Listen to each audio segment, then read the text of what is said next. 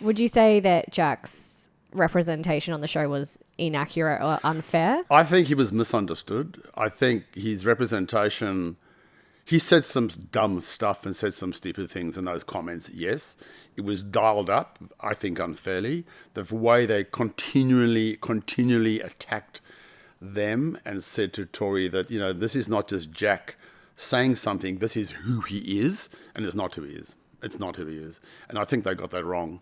And they wouldn't get off that. They just kept on pushing it right to the final, even the reunion. And that's when Tori just got up and said, thank you, I'm out of here. Yeah. And good on her, And the other thing is about their sex life, okay?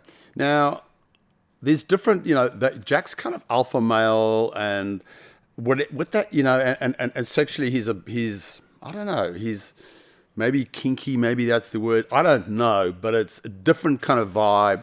And I think Tori feels that and is sort of the same.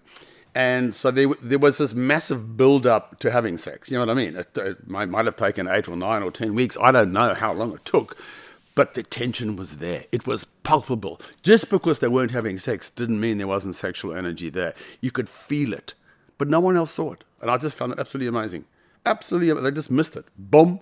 But you could see it. It was kind of this, and it's slightly, it's different. It's not the normal kind of thing where you just meet someone and then you like them and then after a week you have sex and off here we go, Like a lot of the couples had sex pretty early on,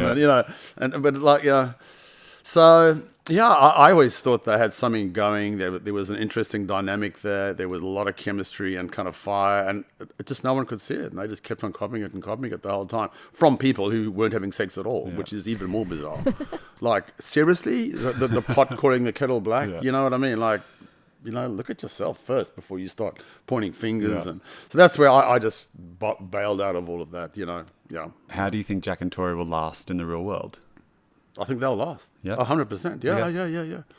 I mean, I think so. Yeah. I mean, it's an interesting question because, last season, there were a few couples who were lasting, and then, as of today, not one. Yeah. It's not one lasted.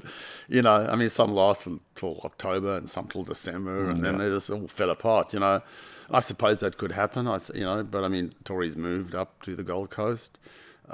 Jack's got some business ideas, I think, and Tori's a business development manager. So I think they've got some plans. They're cooking up some things to do together, live together, build their lives together. And I think they're very, very well matched, actually. I think Tori's fantastic.